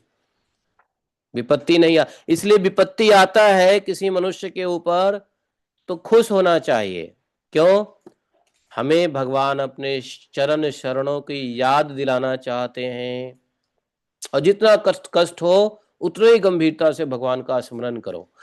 तो भगवान का स्मरण कराने के लिए भगवान थोड़ा इंतजार करते हैं, प्रेम को और बढ़ाने के लिए भगवान समय का इंतजार करवाते हैं जो भक्तों के हित के लिए है। उससे भक्ति प्रगल्भ होती है, और जब भक्ति प्रगल्भ होती है तब भगवान कृपा कर देते हैं। तो इंतजार भी बहुत अच्छी होती है ना? इंतजार है, समझे? तो आगे की बात हम लोग कल पढ़ेंगे, आज के लिए इतना ही। अब भगवान क्या करते हैं सुनो, आज नहीं कल सुनेंगे। दूत ने इतना समाचार बोल दिया, दूत ने बड़ा अच्छा बात कहा, प्रपन्ना पादमूलम ते दीनानाम संविधीयताम। प्रपन्ना, ये सब आपके चरण कमल के शरण में है, आपके चरण कमल के शरण में है। प्रपन्ना पादमूलम, ते मतलब वे राजा, दीनानाम, दीन हो रहे हैं, कष्ट झेल रहे हैं, शम विधीयताम, आप उनका दर्शन कीजिए, कल्याण कीजिए। दूत ने भी अपने शब्दों में रिक्वेस्ट कर ही दिया, क्या करिए? भगवत दर्शन आकांक्षिना। वो सब कौन है? सभी राजा क्या है? भगवत दर्शन आकांक्षिन है। हम लोगों को भी उन राजाओं की तरह क्या होना चाहिए? भगवत दर्शन आकांक्षिना। हमारी स्थिति तो ऐसी है कि पूरे दिन खाने पीने और मैकेनिकल काम करने में ध्यान ही नहीं रहता कि हमको भगवान के दर्शन करने की इच्छा है। आप लोगों को हो सकता है दिन में हमेशा भगवान के दर्शन की इच्छा रहती हो, लेकिन मैं अगर देखूं तो हमको तो दर्शन करने की इच्छा ध्यान भी नहीं आती कि भगवान के दर्शन भी करने हैं। है दिन में एक बार भी कहीं भगवान को थोड़े कहते भगवान, हे भगवान दर्शन दो, मैं आपके दर्शन चाहता हूं, कोई नहीं कहता है। भगवान ठीक है मंदिर में बैठे हुए हैं, बैठे रहो जी, हम आपको संसार धावा नलली ढलो का कर देंगे, आपको जगा देंगे, विवावरी शेष आलोक प्रवेश, और धूप आरती दिखा देंगे, लेकिन हृदय में कभी इच्छा नहीं आती हे भगवान आप कभी दर्शन भी दो। तो भगवान कहते हैं ठीक है बेटा, जब तेरे हृदय में है ही नहीं इच्छा दर्शन की, मैं भी बैठा हूं अपने मंदिर में, तू भी बैठा रहा अपने घर में। टेंशन क्या है? न मेरे को टेंशन है, तेरे को टेंशन है। तू भी वैधि भक्ति करते जा, संसार धावा नल लीठ लोका करते जा, भोग लगाए जा। हम भी जो है ना आराम से अपने घर में है, मस्त है। लक्ष्मी जी पैर दबा ही रही है, हमको किसी की कमी है? हमारी इच्छा नहीं होती है नित्य प्रति भगवान के दर्शन आकांक्षी होने की। लेकिन कहते हैं वो दूत, इति मागध रसुंधा भगवत दर्शन आकांक्षिणा। महाराज, वो आपके दर्शन के अभिलाषी हैं, नित्य प्रति दर्शन के अभिलाषी हैं। देखो, ये मन ना माया में इतना फंसा हुआ है कि भगवान के दर्शन आकांक्षी की विचार भी नहीं करता। क्योंकि माया का इतना दर्शन होता है ना कि भगवान के दर्शन का विचार भी नहीं होता पूरे दिन में। ऐसी हालात है। सच बताओ, आप में से बताओ कितने व्यक्ति हैं जो कल कल 24 घंटे में कल एक बार भी सोचा होगा कि भगवान आपका दर्शन हो जाए? बताओ, सच पूछोगे हृदय से? मैं भी कह रहा हूं कि मैंने पिछले 24 घंटे में ऐसा सोचा ही, विचार ही नहीं आया दिमाग में भगवान मुझे दर्शन दीजिए। आप लोग के विचार आए क्या? ऐसा विचार आया? नहीं आया? या आया तो बहुत बहुत दंडवत। आ भी सकता है, ऐसी बात नहीं है। लेकिन जिनके विचार में ऐसा आया, भगवान के दर्शन की इच्छा हुई हो 24 घंटे के अंदर में, तो आपको दंडवत है सैकड़ों बार। नहीं आया है तो यह अफसोस की बात है कि हम माया के दर्शन में इतने फंसे हैं कि भगवान के दर्शन की इच्छा ही नहीं मन में हो रही है। जब इच्छा नहीं हो रही तो भगवान काहे को निकलेंगे मंदिर से भाई? भगवान तो सुखी है, आनंद में है, आत्माराम है, तुष्ट है, संतुष्ट है। तो ये बात जो है, भगवत दर्शन आकांक्षी होना बड़ा जरूरी है। लिख लो 31वें श्लोक का जो ये लाइन है, भगवत दर्शन आकांक्षिणा। वो सब राजा भगवत दर्शन आकांक्षी न है। इसलिए कहा, प्रपन्नापाद मूलम ते दीना नाम संविदीयताम। आप कृपा कीजिए महाराज, कल्याण कीजिए। जय हो। तो इसी के साथ भगवान क्या रिस्पॉन्ड करते हैं, भगवान क्या दूत को कह के भेज देते हैं, ये सब कल पढ़ेंगे। आज के लिए इतना ही। बोलिए ग्रंथराज श्रीमद् भागवतम की जय। एकम शास्त्रम देव की पुत्र गीतम, एको देवो देव की पुत्र एव, एकम मंत्रस्य तस्य नमानि यानि, कर्मापि तस्य देवस्य सेवा। तमेव माता च पिता त्वमेव, त्वमेव बन्धुश्च सखा त्वमेव, त्वमेव विद्या द्रविणं त्वमेव, त्वमेव मम सर्वदेव देवः। कृष्णाय वासुदेवाय हरे परमात्मने प्रणक्लेशनाशाय गोविंदाय नमो नमः। हे कृष्ण करुणा सिंधो दीनबंधो जगतपते, गोपेश गोपिका कांतम राधा कांतम नमस्तुते। तप्त कांचन गौरांगी राधे वृंदावनेश्वरी, वृषभानुसुते देवी प्रणमामि हरिप्रिये। आइए, वाञ्छा कल्पतरुभ्यश्च कृपा सिन्धुभैव च पतितानां पापनेभ्यो वैष्णवेभ्यो नमो नमः। जय श्री कृष्ण चैतन्य प्रभु